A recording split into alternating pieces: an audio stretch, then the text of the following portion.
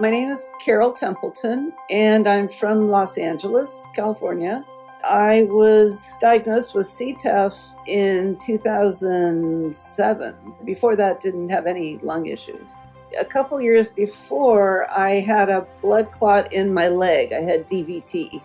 I went to Kaiser Hospital and they gave me heparin. Then they sent me home and said, take Coumadin for 6 months and everything will be fine. I would go on hikes, like up in the local hills. I was usually able to keep up with the crowd, but at some point I noticed we were going uphill and I was not making it up the hill, which was strange. And I always thought, well, maybe I'm just tired. And at some point I couldn't make it up the hill without breathing heavy. And I was just curious about it, but I didn't really think about it too much.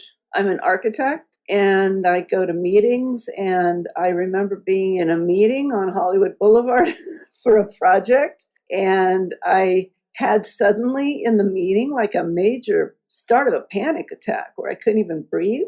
And I went off to the bathroom there and I was like, wow, it just came out of the blue, like I couldn't breathe. But I got over it. I'm pretty strong and I didn't really think anything else about it. And then it happened again. It happened a couple times where I had this weird panic attack. And then I remember going to my office one day in Santa Monica, and it was a really rainy day. And I was sitting at my desk and it's like I couldn't breathe. And I thought, what is going on here? So I went outside and it was raining really hard, which is strange for LA. And I just couldn't catch my breath. And I just said, wait a minute, I think I'm done. I'm going to have to go to the doctor. So I just drove myself to the ER. And they put all those stickers on you for the EKG. And then they looked at me and they said, here comes the gurney. Could you please hop on it? And then they wheeled me off to emergency and said I had irregular heart problem. So at some point, the doctor came into my room and just looked at me and said, pulmonary embolism. I didn't even think about what pulmonary embolism was. I thought maybe people would have a pulmonary embolism and they would just die right there. Or maybe you had time to call the ambulance or something. I didn't know I was walking around with, it turns out, multiple pulmonary embolisms over a few years. And I was just walking around. They said, we're going to have to keep you in the hospital for a week. They gave me my room and I had to just sit there with an IV for a week. Then they said, you'll be fine. Here's some Coumadin. Goodbye. I was maybe at home for 5 days and still just felt really bad. I didn't know what was going on. I drove myself back again to the ER and I said, I just don't feel right. And they put me back in the hospital for a few days, running all kinds of tests. And even then, they didn't come out with what it was. All they knew was that I had had some sort of blood clotting condition that they couldn't really define, and that I needed some hematologist to come and figure out what was wrong with me because I just wasn't feeling right. He came through and said that I had tested positive for anti-cardiolipin antibody syndrome, which is APS, and that I would have to be not taking Coumadin. I'd have to take the Lovenox shots through my abdomen twice a day for the rest of my life. And somehow that would make everything better. And then he sent me home.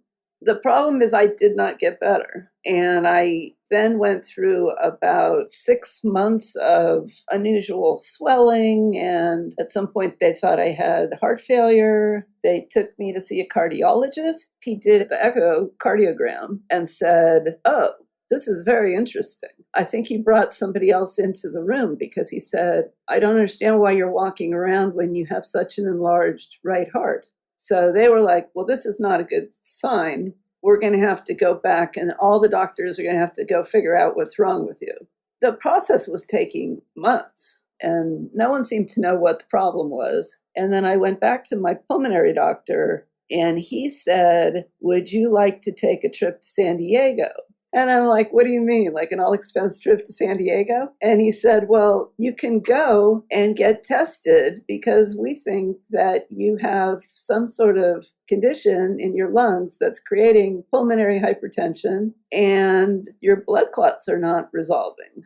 I said, well, that's pretty rough because I've got an adopted daughter and she's 18 months old. And, I wasn't planning on a trip to San Diego for this surgery that they said if you were selected after a week of testing, it would require that you were frozen for 40 minutes. They have to stop all blood flow. And the doctor was going to go in and cut out the clots in your lungs. And then after that, you were going to be placed in a coma. And after that, they said, we don't know how long you'll be in the hospital, but hopefully this will work. It was a lot to take in. It got complicated. We had to get relatives to watch my daughter, and I went down to San Diego. They did a week of testing. They said after 4 days or so, they would know if you were going to be a candidate for the surgery. By day 3, they just looked at me and said, come on down. You're going to check in today, right this second. I was prepped, I guess, and taken down to the operating room. After the 8-hour surgery, they wheeled me over to the area where you're in a coma for 2 days or something like this. After 18 hours, I heard some nurse next to me nearby saying something about breakfast burritos, and it woke me up because I was thinking, when's the last time I even ate? Boy, I would love a breakfast burrito. I wake up and I just have all that stuff down my throat. The nurse sees me and she's like, wow, you really woke up early. And I couldn't talk. They just write something on the wall and they didn't even let me write anything down. They just told me that I had to wait for the doctor to show up and it would be about 2 hours before they could take the respirator out. And that was really difficult. But then they took everything out, and instead of a breakfast burrito, they gave me this incredibly dry piece of toast, which I couldn't possibly eat. Then the recovery started, and so it was really painful, and they wanted me to take a lot of drugs, and I had to do these breathing exercises and all that. I could barely lie back onto the bed. I was there for 3 weeks. I slowly made it to where they said I could go home. I got home and they told me not to lift anything heavy for 3 months or something like that. And I had an 18-month-old daughter, so I really couldn't lift her at all. We had to get a nanny. Also, my relatives showed up, my mother-in-law, to try to help out with my daughter, and it just got to be this super crowded house. So I ended up moving across the street to my neighbor so that I could sleep because I just needed a room. So I would sleep at my neighbor's for a couple weeks and then come and visit them, visit my in-laws and visit my daughter and my husband. That was pretty stressful. And then after a couple weeks, they left, but I still had a nanny to try to help me with my daughter. And I didn't go back to work for 3 months. But then when it got to be 3 months, I really felt like I still wasn't ready to go back. And somehow got disability to agree to another 3 months. I had to go there in person and show them my scars. After 6 months, I went back to work, but part-time, because I just didn't feel like I had the stamina anymore. For workouts, I would try to walk somewhat. One of the things I would do is go to Target and get a shopping cart and walk every aisle of Target. I could rest with the shopping cart.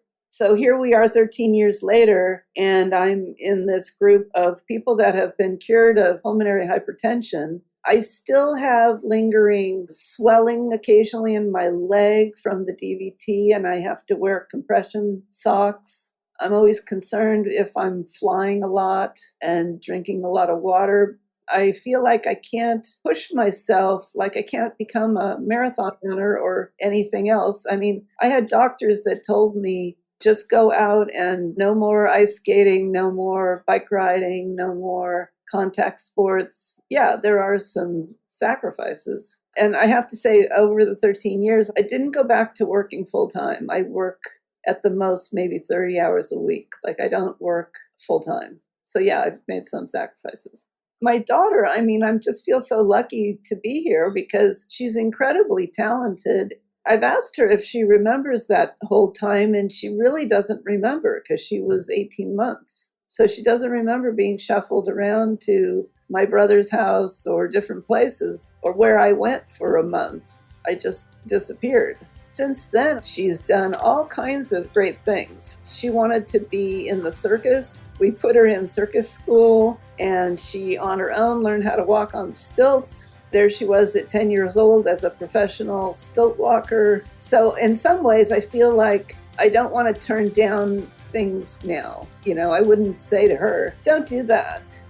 Don't get on the stilts, or don't take that trip, or whatever. It's too dangerous, because it's like you're only here for a short time, right? I spent a lot of time with her working on all of her activities. I became the soccer mom, except that I wasn't a soccer mom. I was a circus mom, taking her to choir and, just on and on and on. So it's been a real treat. My name is Carol Templeton, and I'm aware that I'm rare.